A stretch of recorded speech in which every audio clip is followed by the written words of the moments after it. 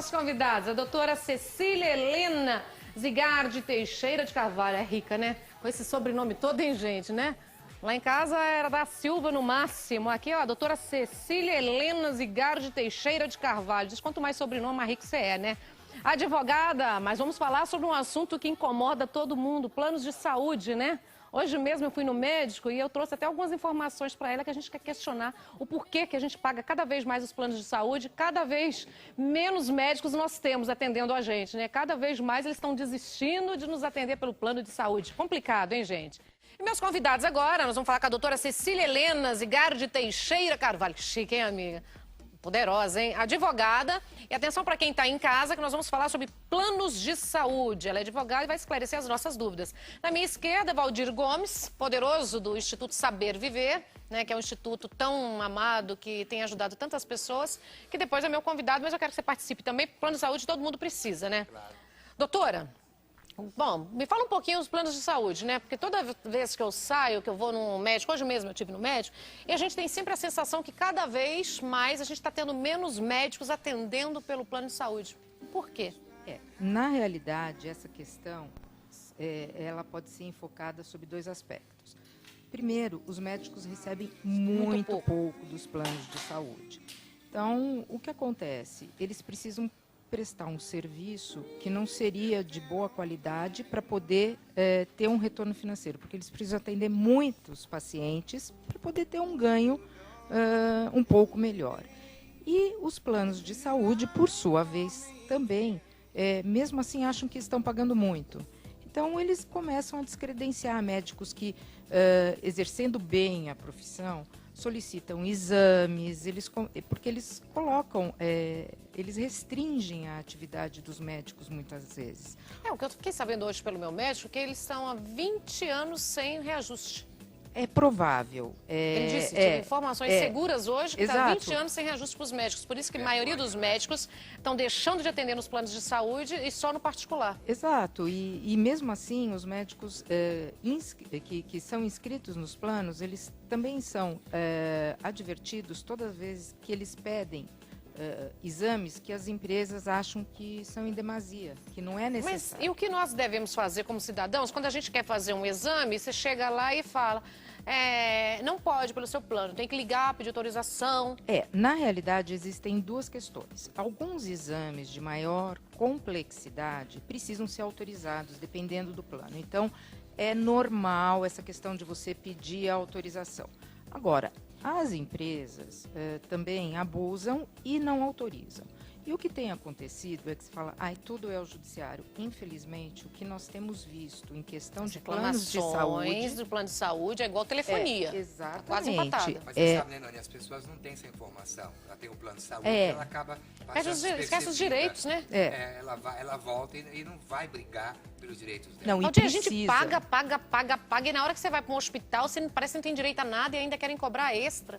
Não, e é verdade. Uma coisa boa, quer dizer, se a gente pode chamar de boa nesse cenário, é que atualmente aqui o nosso Tribunal de Justiça, ele tem dado, na maioria dos casos, as liminares em favor dos consumidores. Ele só não tem dado realmente quando eventualmente a paciente já não é mais, porque também existe isso, né? Tem gente que já não está mais no plano de saúde e continua usando. Ou está inadimplente há mais de 60 dias. Quanto é? 90 dias que você perde? São 60 dias. 60, você já perde o direito de usar. Aí, se você restabelecer os pagamentos, você volta a ter acesso ao... E essa carência, hein? Tem um tal de carência, você vai fazer um exame, tem que ter carência de não sei quanto tempo. Na realidade, isso são os contratos. E a própria ANS prevê isso. A lei de 98 previu esses prazos, né? Então, isso nós não podemos dizer que eles estão agindo contrariamente. Uma vez que você assina o documento, é aquilo que vale, né? Mas existem algumas coisas que assim, é a adesão. sua orientação hoje, vamos supor, para quem está em casa, tem essa dificuldade como uma advogada, que tem um conceito, o que ela poderia fazer para ela poder não ficar em casa esperando? Olha, na realidade, é assim, não conseguiu, não obteve, vá procurar um profissional e vá se socorrer do judiciário. O judiciário tem agido rápido, tem feito. E eu também digo o seguinte, é urgência, você se interna, assine o termo de responsabilidade, faça o que você precisa fazer e, paralelamente, a ação ingressou na justiça para você... Mas se você analisar também, você já vai ter que ter um gasto, você vai ter que pagar um advogado. Olha como é o nosso... É triste, vamos supor, você está doente, daqui a pouco você complica e dá uma parada cardíaca em você, por exemplo. Uma emergência, você fica parado aonde? Na maca? Ninguém vai tratar você? Você vai morrer? Então, é por isso que eu falo, vá se... assina vá o se cheque, deixa o cheque. Não, hoje não tem eles mais? não podem Não mais pode? pedir. Você assina o termo termo disso. de responsabilidade, tá? Quando você se interna, acontece. Olha, recentemente... Tem só alguém na linha, só querendo falar com vocês. Só um minutinho, por favor. Alô? Alô?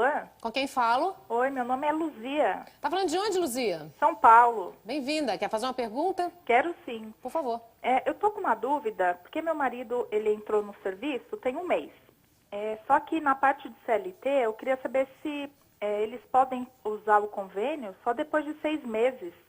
É certo isso ou tem o prazo de 3 meses?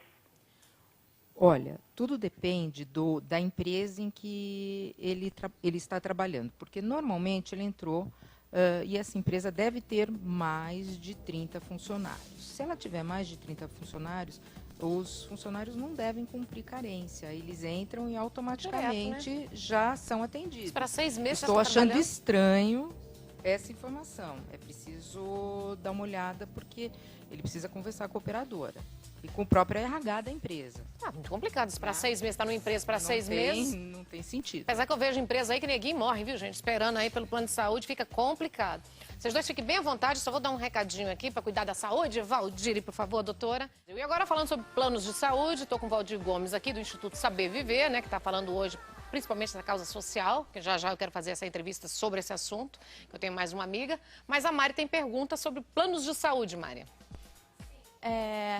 Uma que eu achei muito bacana é da Emília Neves, e ela fala assim: a partir de quando meu bebê recém-nascido pode ter um plano de saúde, e como seria um plano adequado para essa faixa etária, doutora?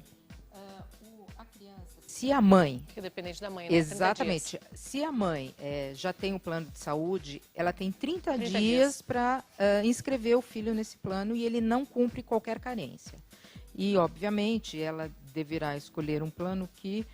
principalmente em razão da faixa etária, né? Quanto mais a idade aumenta, mais o preço sobe. É impressionante, né? Ela só tem que ter em mente, nessa ocasião, um plano que tenha bons pronto-socorros para a criança. Porque a gente sabe que criança normalmente fica doente aos finais mas de também semana. até os pediatras também vão falar, a maioria, né, gente? Impressionante. Tinha que cuidar mais aí dos médicos aí, o plano de saúde tinha que entrar num acordo bacana, porque a gente paga, e quando vai lá, perde todos os médicos que a gente tem, que ninguém quer atender mais. Hoje eu tive no meu médico, deixou de atender o plano também, porque falou pra mim, Nani, a gente tá 20 anos sem reajuste. Eles querem pagar pra gente uma consulta, R$80, quando na verdade seriam os 300.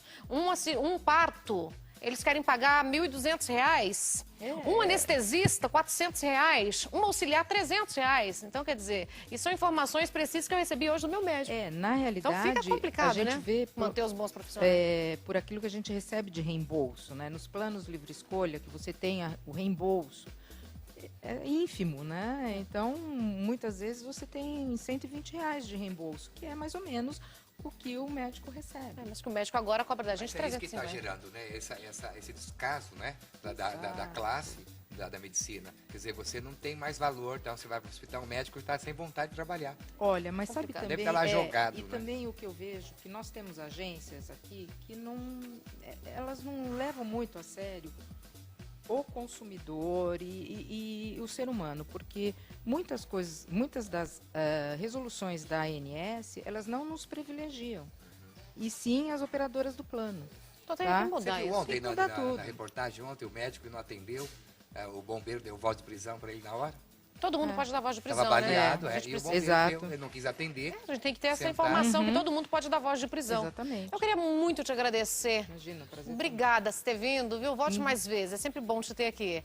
Quem quiser os contatos, gente, só entra em contato com a produção, que a produção passa, né? Porque ela é da Ordem dos Advogados do Brasil, da OAB, então não pode ficar passando os telefones, né? Então, quando é um advogado, só entrar em contato com a produção com muito carinho.